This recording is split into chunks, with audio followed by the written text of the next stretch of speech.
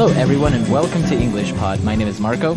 My name is Catherine, and today we have a lesson for you all about school. That's right. Today we're going to take a look at a child's report card. So we're going to talk a little bit about what this means, what is a report card, and also everything that's inside this report. That's right. So we're going to learn how to describe a child's schoolwork. Is it good? Is it bad? Let's take a listen to our dialogue, and we'll be back in a minute to discuss the meaning of some of these words and phrases.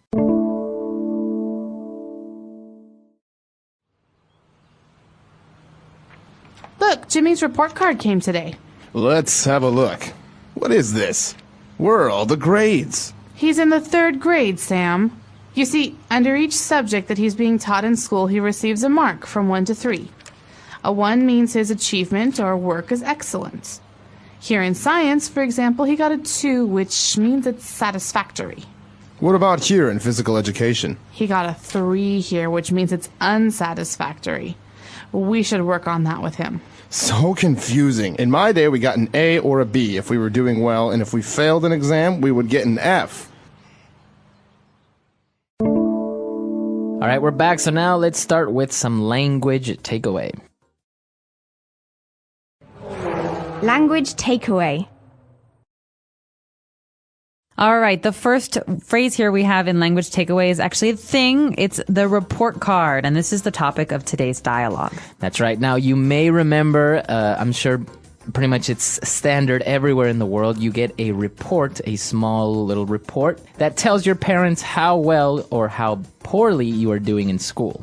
That's right. So after maybe 2 or 3 months, your teacher will write down how she or he thinks that you're performing at school. That's right. And usually parents have to sign this. They have to say, okay, I see that my child is doing well or that he's doing poorly, and then the teacher will know as well. And I think, well, you get report cards in elementary school, in high school, and also in university, right? You do get a report card of some sort. That's right. Well, in university in America, we call them grades. We don't really call them a report card. In high school, middle school, and elementary school, so before college, we actually have a piece of paper. Right. And that's why it's called a card. Yeah, that's right. I think now for universities especially, you just go online and you see your grades. That's right. It's on the internet. But the important thing about the report card is that it tells a parent and a student what his or her grades are. That's right. So the grades, this is a noun, is basically your score.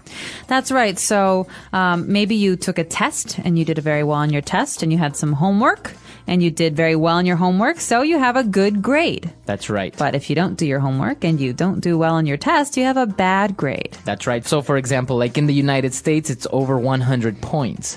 So maybe a good grade would be 95 points out of 100. So we call that an A. That's called an A, that's right. Or if you have a bad grade, maybe that's an F, which is 20% or 30%. Right.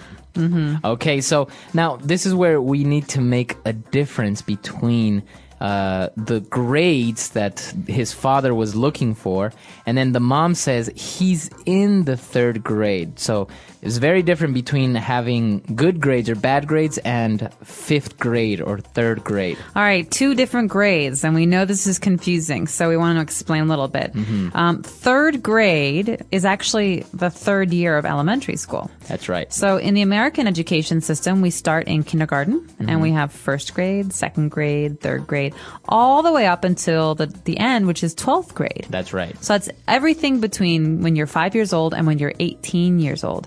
And each year at school is a grade, a level. That's right. So as you said, it's a grade.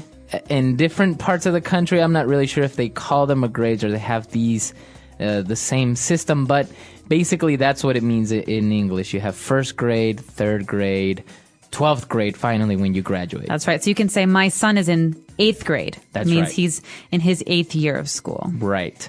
Very good. So that is the difference. And now we're going to take a look at something that has to do with grades as well, is the marks that you get in your test or in your report card. That's right. So this might actually help. Remember when we said on your report card, your teacher might write down your grade. That means, do you have an A or a B or a C? Well, another way to call this is a mark. So he has good marks. He has good grades. So they're basically basically the same thing, grades and marks. That's right, they are. And I know that in Britain, I think people more commonly say marks. She got terrible marks at school, and her father was angry with her. Okay. But in America, we often say, if you get good grades, I'll buy you sweets. That's right. Okay. So you get a prize if you get good grades usually. Well, it depends on your parents. On your parents, that's Yeah. right. Now, as we said, you can have a grade that's usually a number or a letter like A, B, C, D, F, but you can also get marks that are just very much black or white. It's satisfactory or unsatisfactory, like in this case. That's right. So satisfactory, this is an adjective. It describes something, is a good thing. Okay. So, how did he do? Well, his performance was satisfactory. It's okay. But if it's bad or if it's not good, we call it unsatisfactory. That's right. So this doesn't really have a number, as you can tell. It's just basically pass or fail. That's about it. You don't Good or have- bad, Good yeah. or bad. That's it. No, exactly. No grade. or And we'll anything. explain this in a minute. There are some classes where you can't have a grade, like That's an right. A or a B. And that's why we have this satisfactory, unsatisfactory. That's right. All right. So we've taken a look at a lot of language there. Why don't we listen to the dialogue again?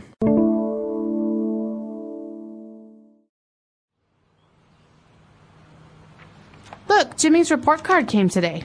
Let's have a look. What is this? Where are all the grades? He's in the 3rd grade, Sam. You see, under each subject that he's being taught in school, he receives a mark from 1 to 3. A 1 means his achievement or work is excellent. Here in science, for example, he got a 2, which means it's satisfactory. What about here in physical education? He got a 3 here, which means it's unsatisfactory. We should work on that with him. So confusing. In my day, we got an A or a B if we were doing well, and if we failed an exam, we would get an F. All right, we're back. So now let's take a look at some phrases on Fluency Builder.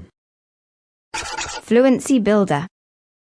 You could have said, let's have a look, Marco. That's one of the key phrases in today's dialogue. That's right. The dad got the report card and he said, all right, let's have a look. All right, this is a very common way to say, let's see, or let me look at that.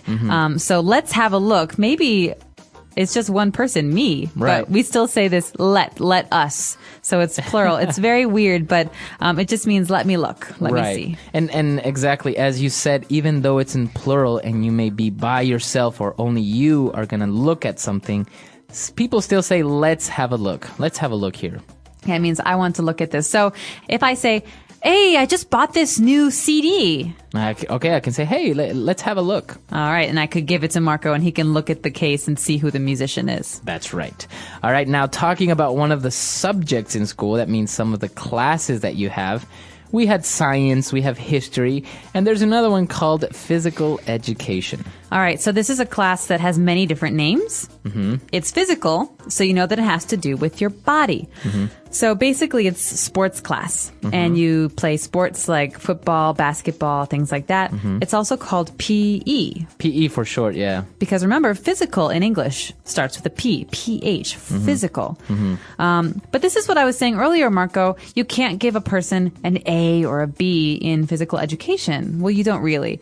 So Right. normally students get satisfactory or unsatisfactory. Right, because usually it doesn't mean that you have to be very good at sports. Sometimes it just, the effort counts. You may not be very good at soccer or football or basketball, but if you try really hard, you're running around and you're actually doing what you're supposed to be doing, then you get a satisfactory note. It means, you're not the best player in the world, but you're doing what you're supposed to. Exactly. All right, so now when the father was talking, he's like, I don't understand this report card. In my day, we got an A or a B. All right, so this is a common phrase that people say when they want to talk about when they were children or when they were growing up. So Right. older people often say, oh, in my day, things Right. were different. So this is a way to make a comparison between now and the past. Yeah, right. You're basically saying when I was a child or many years ago, this was what happened, or this is how it used to be.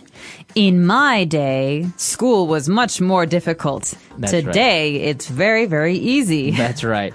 So this is how you start this comparison between the time when you were a child to now. Yes. In my day. All right. And to finish off, we're going to talk about failing an exam, because obviously sometimes you do fail. Yeah, and if you fail an exam, you get a very bad grade, an F. An F. So F for fail, it's easy to remember.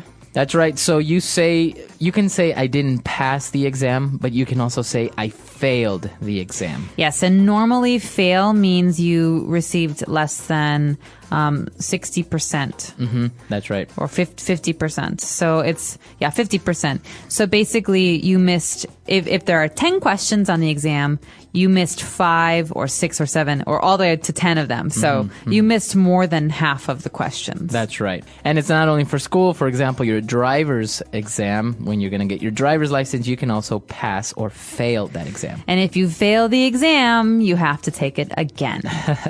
That's right. So that's all the fluency builder words we have for you today. Let's take a look at them again, and we'll be right back.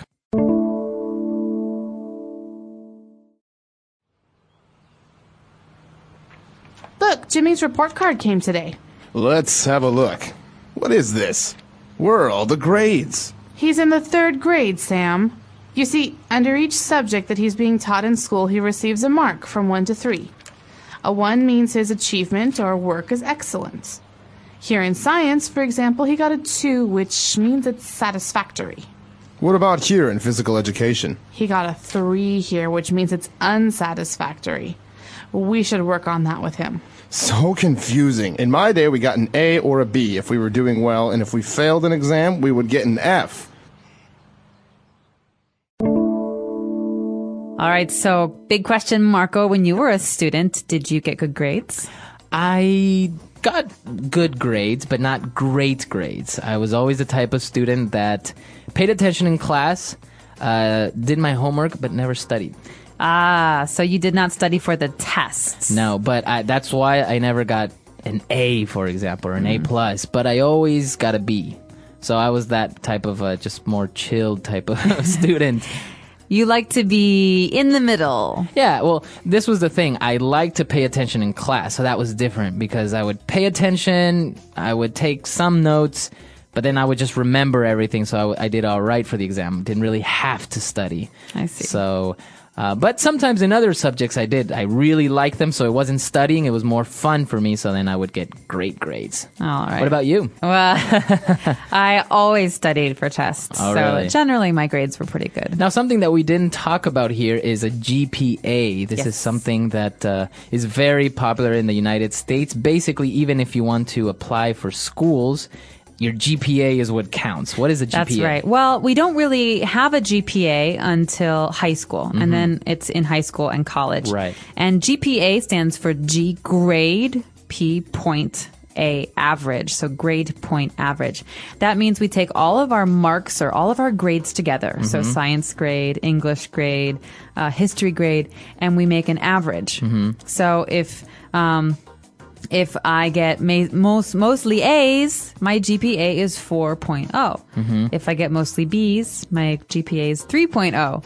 And then it goes lower and lower. And if you have a really bad GPA, like a 1, right, you probably won't finish high school. Now, this is the GPA is very important for many reasons. First of all, because it's also kind of a summary of your application to universities, right? They take a look at your GPA. Absolutely. So this is a way to say, okay, how is this student overall? How is this student in all of her classes, not just one class? Right. And then they see if you have a 3.5, they say, oh, well, it's pretty good. Yeah, 3.5 is good. 4 is the best. Right. And again, a 3 is good. It's okay. But a 2 or a 1 is not very good. That's right. So it's very interesting because all around the world, they have different grading systems. I think I would say that the United States is the only place where I've seen that they use the A, B, C, D, F system. In Latin American countries, for example, they don't do it over 100, they do it over 10. So you would get a grade over 10, or in some countries over 20. So I've seen that as well in Italy. It's over 20. So you would get a 14, I think, would be a passing grade over 20. Well, let us know, listeners, if you have a different grading system in your country. Also, you can let us know how were your grades when you're studying in school. You don't have to tell us, but we'd like to talk to you about grades. Our website is EnglishPod.com. All right, we'll see you guys there. Bye. Bye.